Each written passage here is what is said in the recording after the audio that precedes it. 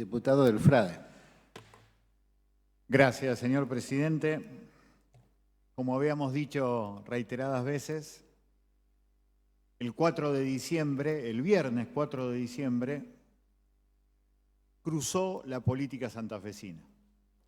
Durante 3 horas 26 minutos, el hombre que durante mucho tiempo fue fiscal en la provincia de Santa Fe, hoy preso por corrupto, Gustavo Alcides Ponce Assad, declaró durante 3 horas 26 minutos y generó una serie de cuestiones que hasta el día de hoy, a nuestro entender, deben responderse de la política y de hecho se ha hecho, de diferentes maneras se ha hecho. Nosotros tuvimos una reunión de parlamentaria en donde dijimos que para nosotros era fundamental responder públicamente para separar la paja del trigo, para salir al cruce de esas ciénagas que van creciendo sobre la idea de que todos los políticos somos corruptos, que todos los políticos nos cubrimos entre nosotros. De hecho, Ponce Assad había dicho ese viernes que la política se iba a broquelar sobre sí misma y le iba a dar inmunidad al senador Armando Traferri, senador del departamento de San Lorenzo, a quien conozco hace 30 años. Cuando todo esto se produjo, se hicieron dos cosas muy interesantes para mí. En primer lugar, esta reunión que usted citó, presidente, en la cuestión parlamentaria. Ahí dijimos esto.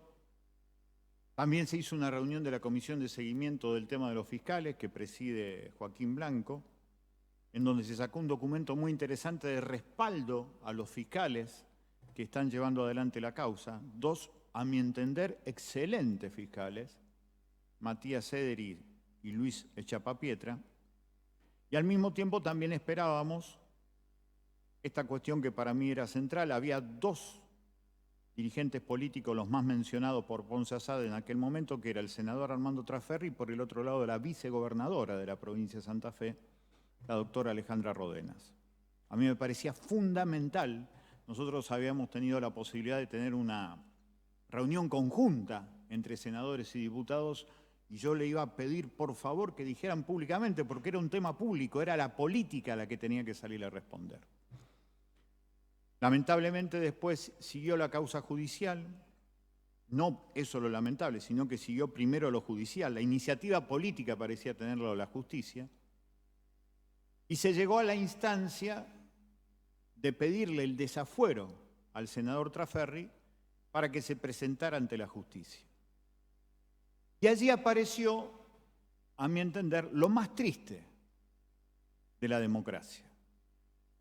Esto que Ponce Assad profetizaba, que la política se abroquele para defenderse de una investigación. Y sinceramente, en 37 años de construcción democrática, que se vote el privilegio para que alguien no sea investigado es un retroceso democrático. Y ese retroceso democrático debe hablarse, cómo fue construido, cómo fue constituido, porque claramente no estamos hablando de un solo partido político, estamos hablando de una cuestión transversal. Yo recuerdo en el año 1991, señor presidente, el 6 de septiembre de 1991, la conmovida fue la provincia de Córdoba, porque se asesinó a un ex senador radical, el doctor Regino Maders, el ingeniero Regino Maders, fue asesinado por un hombre de la policía cordobesa que se había reciclado de la dictadura en democracia, lo terminaron matando, y el que le pagó $40.000 era el presidente en aquel momento de la Cámara de Diputados de Córdoba, que era Luis Medina Allende en aquel momento.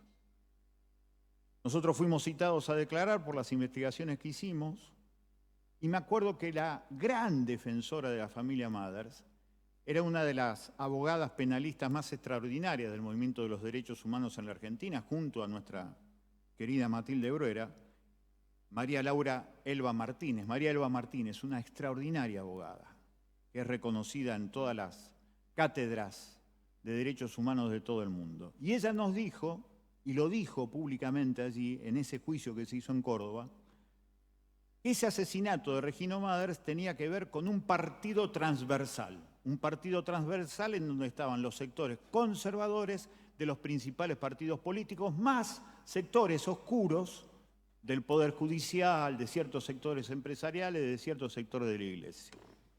1991.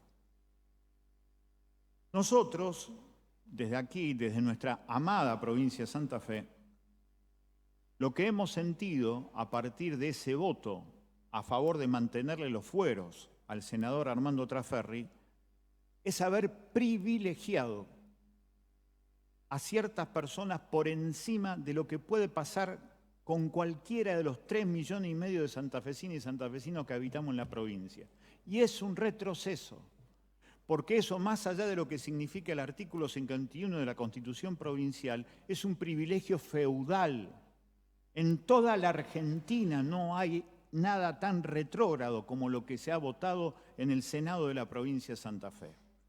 Y no es casual, y este es el problema más serio, no es casual, porque los que votaron esto, radicales, peronistas, en el Senado de la provincia de Santa Fe, son los mismos, señor presidente, que hace 71 años vienen manteniendo la ley provincial de educación más antigua del país. ¿Por qué? Porque el Senado no lo quiere tratar. Es el mismo Senado que no nos da una ley de defensa de derechos del consumidor. Es el mismo Senado que no nos da la posibilidad del derecho al acceso a la información pública. Y es el mismo Senado que vota la impunidad de un senador que tenía la obligación moral y por lo tanto profundamente política de someterse a un proceso de investigación.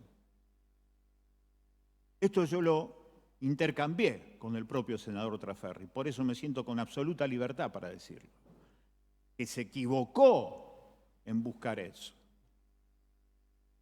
Él argumenta que no tiene garantías constitucionales, lo cual es mentira.